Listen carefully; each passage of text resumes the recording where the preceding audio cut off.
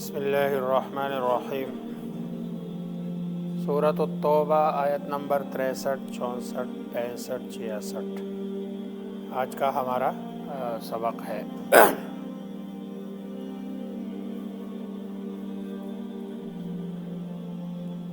گزشتہ کئی دنوں سے جو آیات چل رہی ہے وہ منافقین سے ہی متعلق ہے۔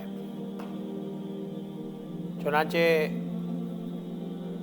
رسول اللہ صلی اللہ علیہ وسلم کے بارے میں یہ کہنا کہ آپ صلی اللہ علیہ وسلم ہم جو جھوٹ بولتے ہیں آپ کو اس کا اندازہ نہیں ہوتا، آپ کو پتہ نہیں چلتا، یعنی ہم دھوکہ دے دیتے ہیں آسان الفاظ میں، جیسے ہمارے ہاں کہتے ہیں یہ بندہ مطلب ہے سادہ سمجھنا، کہ ان کو کسی چیز کا علم نہیں ہوتا، جس کو قرآن اذن سے تعبیر کیا ہے۔ اب یہ جو جتنے کام یہ کر رہے ہیں یہ در حقیقت اللہ اور رسول سے مقابلہ ہے۔ تو فرمایا الم یعلموا، کیا نہیں یہ لوگ جانتے اس بات کو کہ انہ من یحادد اللہ ورسولہ، کہ بے شک جو شخص یحادد مقابلہ کرے گا اللہ سے، ورسولہ اور اس کے رسول سے، تو اس کا انجام پتہ ہے کیا ہوگا؟ فإن لہ نار جہنم، اس کے لیے جہنم کی آگ ہے، خالداً ہمیشہ رہے گا، فیہا اس میں، اور ذالک الخزی العظیم، یہ بہت بڑی رسوائی ہے۔ اور یہ رسوائی اس لیے بڑی ہے کہ دنیا میں یہ اپنے آپ کو مسلمان ڈکلیئر کرتے تھے اور کہتے تھے کہ بھئی ہم تو مسلمان ہیں، اور آخرت میں پتہ چلے گا کہ یہ تو مسلمان تھے ہی نہیں، یہ تو کافر تھے، اور وہاں جا کے پھر اور بھی بہت ساری رسوائیاں ہیں۔ اس لیے یہ جو ایمان ہے نا، ایمان یہ بہت بڑی نعمت ہے اللہ تبارک و تعالیٰ کی۔ ایک روایت ہے جس سے تسلی ہوتی ہے، وہ کہتے ہیں قیامت میں جب اللہ تبارک و تعالیٰ فیصلے کر لیں گے نا، جنتیوں کو جنت میں، جہنمیوں کو جہنم میں، تو وہاں جب جہنم میں ملاقاتیں ہوں گی تو ایک بندہ جو کافر ہوگا دنیا میں، اور دوسرا ایسا جو مسلمان ہوگا لیکن کمزور ہوگا اعمال کے اعتبار سے، تو یہ جو کافر ہے یہ وہاں اس کو طعنہ دے گا کہ تم تو دنیا میں بڑا اپنے آپ کو مسلمان کہتے تھے، آج تو میں اور تم ایک ہی جگہ میں ہے، تو تیری مسلمانی کا تمہیں فائدہ کیا ہوا؟ حدیث میں آتا ہے اس کافر کے اس ایک جملے سے اللہ تبارک و تعالی کی جو صفت غیرت ہے نا وہ جوش میں آئے گی، اور اللہ فرمائیں گے جاؤ، جس نے ایک دفعہ بھی صدق دل سے لا الہ الا اللہ پڑھا سب کو جہنم سے نکال دو اور جنت میں داخل کر دو۔ تو یہ جو کلمہ ہے لا الہ الا اللہ، ہم اس کو مطلب ہے بس ایک روٹین سمجھتے ہیں، یہ روٹین نہیں، یہ اس کی بہت بڑی قیمت ہے۔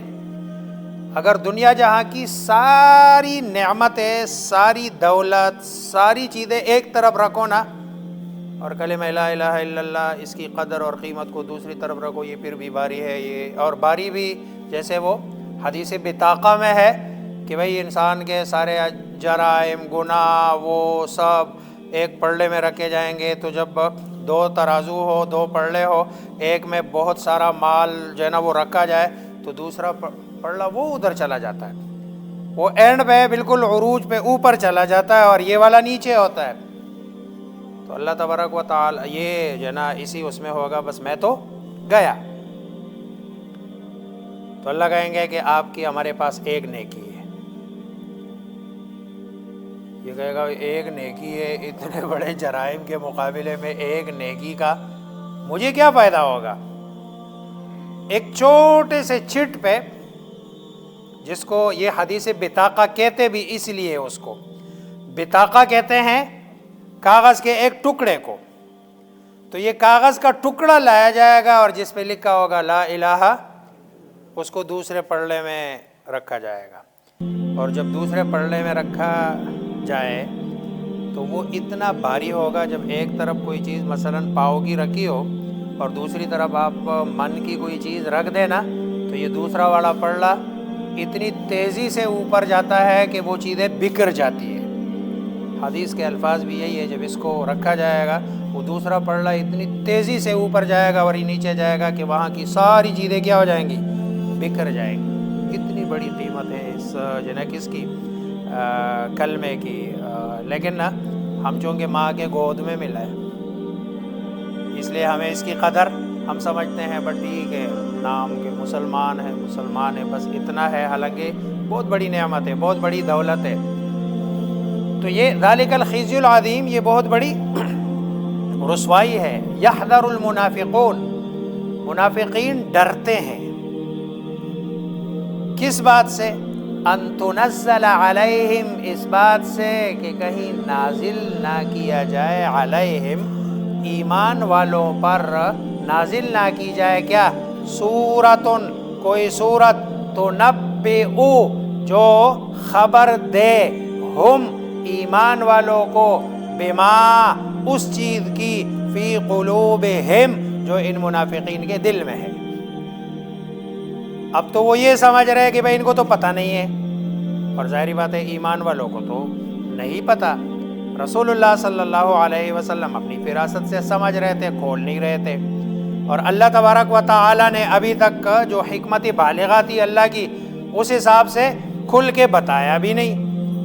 اور اسی وجہ سے رسول اللہ صلی اللہ علیہ وسلم بھی اس کو ظاہر نہیں کر رہے تھے, کیونکہ اللہ کا بھی حکم نہیں آیا تھا. اب ان کو تو جو کافر تھے ان کو تو قرآن سیدھا سیدھا کہتے ہیں قل یا ایھا الکافر, لیکن ان کا بھی نہیں کھولا تھا.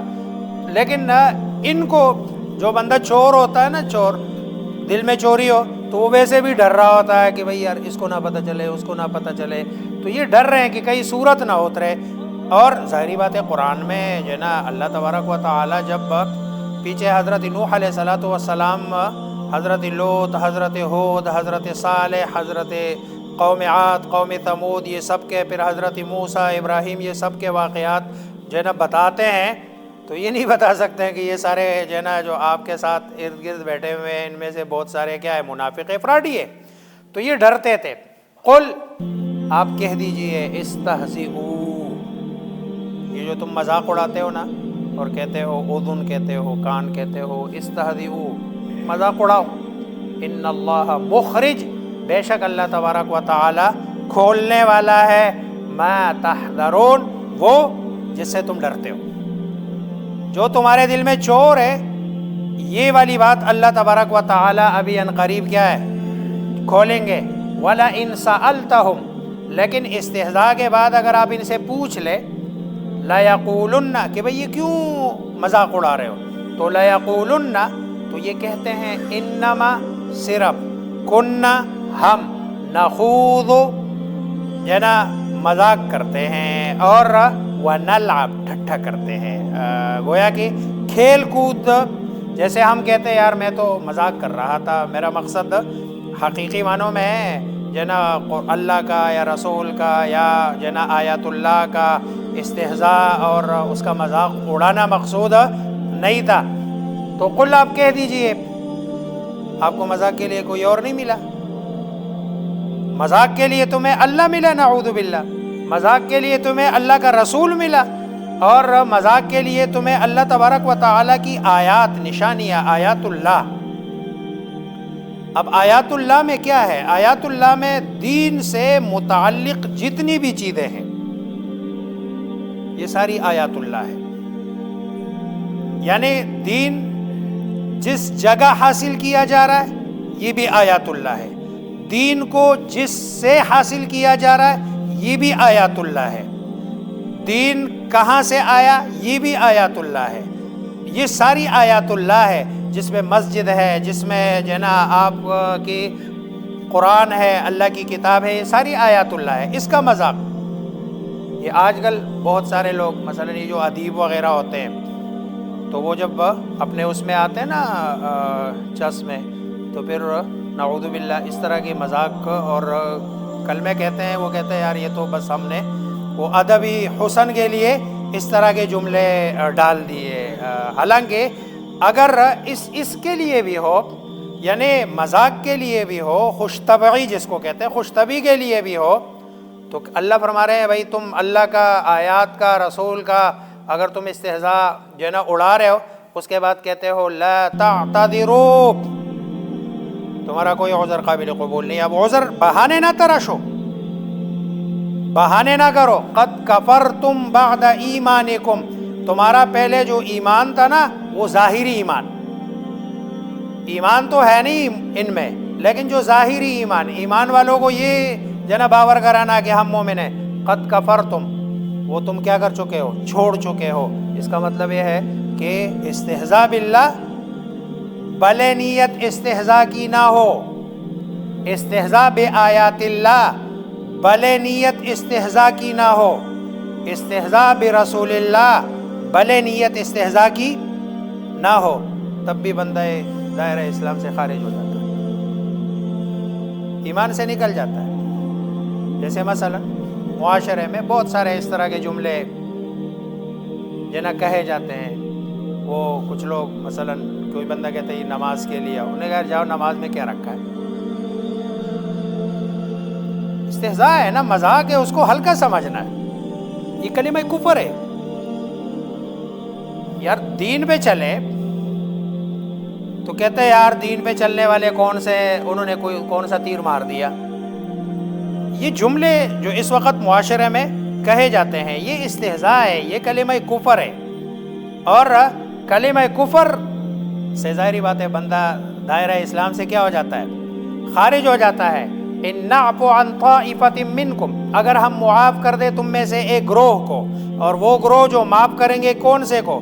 کہ جو ایمان حقیقی معنوں میں لے آئے اور پیچھے جو بھی کیا ہے توبہ کر لیا، تو نعذب طائفۃ، اور لیکن ایک گروہ تم میں سے پھر بھی عذاب، کہ جو ایمان نہیں لائے اور اسی منافقانہ روش پہ چل رہا ہے، ان کو ہم عذاب دیں گے. کیوں؟ بِأَنَّهُمْ كَانُوا مُجْرِمِينَ، بسبب اس کے کہ یہ کیا ہے؟ مجرم ہے. أَلَمْ يَعْلَمُوا، کیا نہیں یہ جانتے ہیں؟ انہو، بے شک، من جو یحادد اللہ مقابلہ کرے گا اللہ سے، ورسولہ اور اس کے رسول سے، فإن لہ پس بے شک، لہو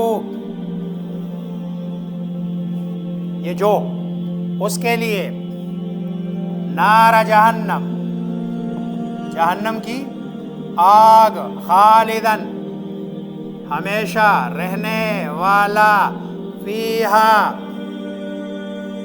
یہ